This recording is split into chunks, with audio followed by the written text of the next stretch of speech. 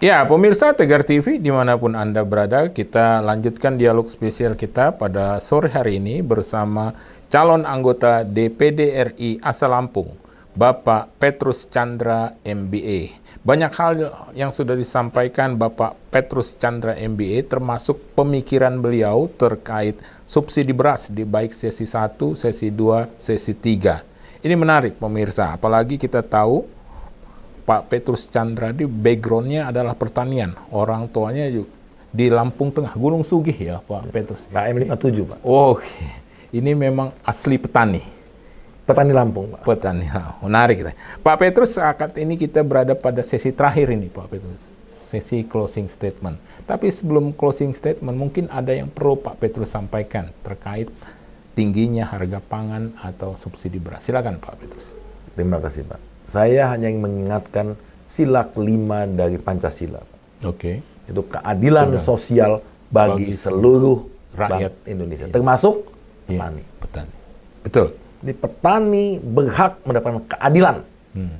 Kalau orang kota berteriak dia perlu keadilan beras mahal, petani juga bilang dia berhak mendapatkan keadilan sosial supaya dia berhak menjual gabahnya mahal. Dengan harga mahal. Iya dong. Iya.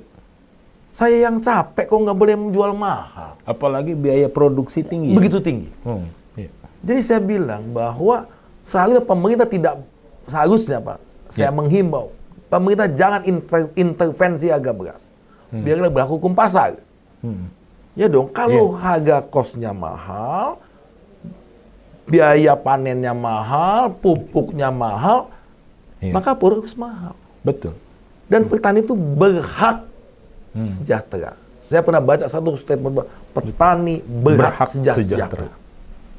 Karena petani yang nanam beras dia juga. yang nanam kok. Iya. Beras saya kok jual nggak boleh mahal. Iya. Ya kan Pak? Betul. Di mana sila kelima? Keadilan sosial. Sosial bagi seluruh. Oke. Nggak ada koma Pak, nggak ada kecuali petani kan Pak? Iya. Kecuali mengubah apanya? Karena koma kecuali petani. Biar Apalagi mayoritas penduduk adalah petani. 70%. 70 kata buku yang kita baca Pak. Oke. Kecuali buku itu salah. Oke. Kecuali ada pembohongan. Hampir semua kita ini belajar sejak SD, negara kita negara agraris. Agraris, betul. Nah, kalau begitu, Pak, saya bilang, mari kita bicara hal yang tadi adil. Tentu juga orang kota wajib mendapatkan keadilan. Iya. Iya. Sepertilah halnya pemerintah melakukan subsidi yang lain. BBM dan sebagainya. Oke. Jadi intinya saya ingin mengatakan sebagai pimpinan negara, gubernur, dewan perwakilan dan sebagainya, mari kita duduk bersama. Kita buka apa adanya. Tuhan membuat kita dengan 2 telinga, 2 mata dan 1 mulut.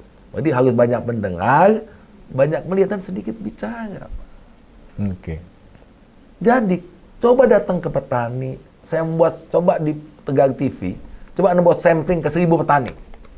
Apakah Anda lebih senang harga gabah 6.000 atau 10.000? Iya. Saya yakin 100% bilang yang 10.000. Itu saja Pak. Dan itu hak mereka. Apa itu zolim Pak dia mau jual 10.000? Zolim nggak petani mau jual gabah 10.000? Enggak lah. Gabah-gabah saya. Iya. Pemerintah ini rakyat meminta dibeli. Nah, belinya gampang. Rupiah. Jadi Pak, saya mengatakan, harga tinggi itu bukan yang jelek. Iya. Inflasi itu bukan harga yang... Pemerintah juga takut kalau harga rendah, Pak. Inflasi jelek, deflasi lebih jelek lagi, Pak. Iya. Jadi kalau kita bilang, inflasi itu selama terkendali, kita nggak usah khawatir. Saya ulangi, jangan bosan, Pak. Selama kita neraca perdagangan positif, kita senang kalau harga rupiah rendah. Jepang tuh Pak, negara betul hebat. Tidak kalah dengan Amerika Pak. Kenapa 1 yen cuma 100 rupiah? Dia sengaja buat yen itu murah, supaya ekspornya murah. Kita juga.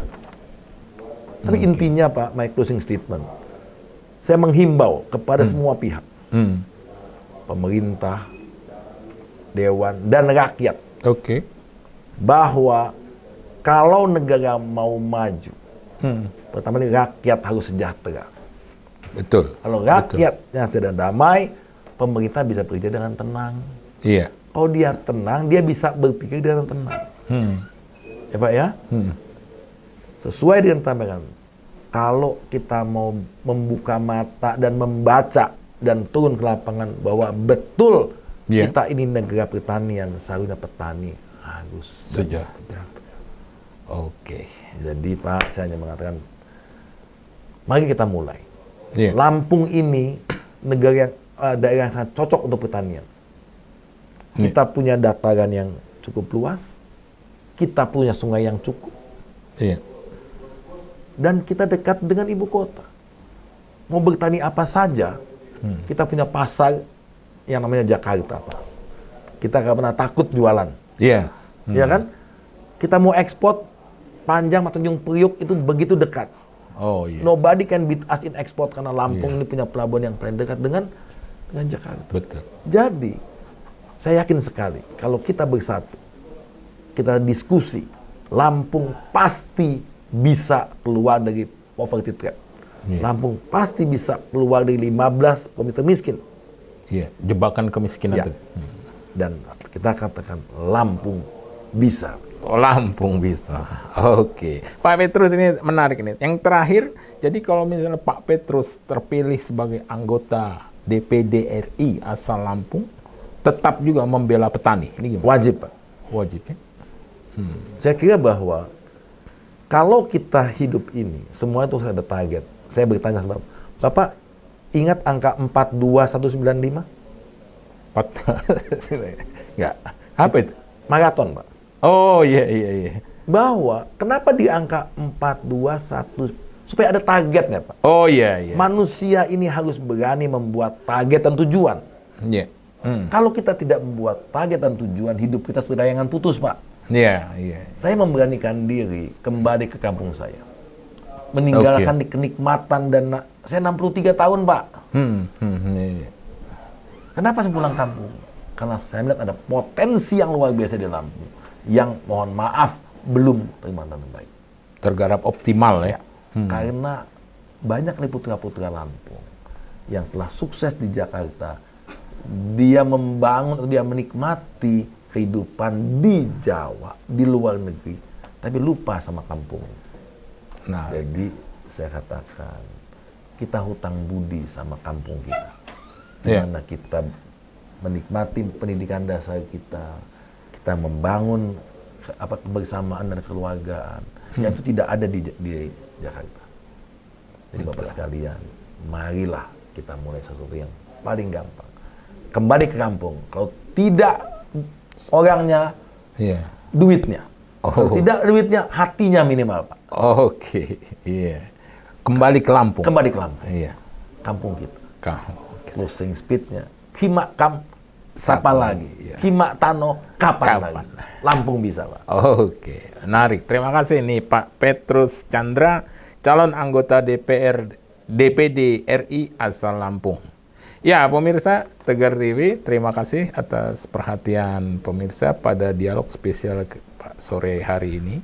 Saya sebagai pembawa acara, mohon diri, mohon pamit, dan mohon maaf jika ada salah kata. Saya tutup. Billahi taufiq wal hidayah.